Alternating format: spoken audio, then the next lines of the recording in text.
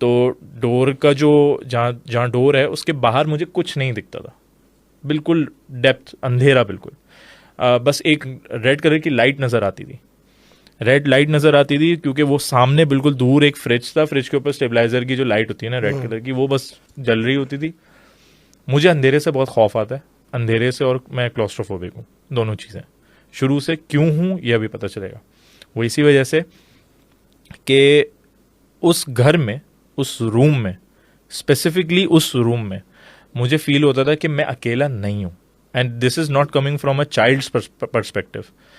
मेरे साथ ये आज भी होता है कि अगर किसी चीज़ की प्रेजेंस होती है ना, तो मेरी बॉडी रिएक्ट करती है उस पर, मुझे स्वेटिंग होने लगती है, मेरी हार्ट बीट तेज़ हो जाती है, मुझे एंग्जाइटी होने लगती है। दिस इज़ सही। Not an anxiety attack.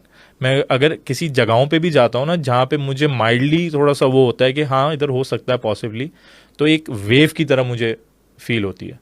तो मुझे स्वेटिंग होती है, हार्ट बीट तेज़ होती है, मैं थोड़ा सा मेरे सेंसेस थोड़े से ऐसे हो जाते हैं कि बंद होने से लग जाते हैं, तो मुझे ऐसा फील होता है। तो ये शुरू से है मेरे साथ। तो मैं जब भी उस कमरे में ज़्यादा टाइम स्पेंड करता था मेरे साथ ये होता था। और जब मैं लेटा हुआ होता था, ना फ़ोन्स थे, ना कोई ऐसा टेक था कि जो बंदा आजकल तो जिन्नात भी बोलते हैं कि भाई हमें थोड़ा ध्यान दे दो, है ना। अब हम्म। तो बिल्कुल ही अटेंशन स्पैन हमारे यहीं है, तो वैसे अटेंशन स्पैन होता था। अब मैं सोने की कोशिश करूं तो I seriously I use to see some white colour का थोड़ा सा फ्लोट एवरीवेयर।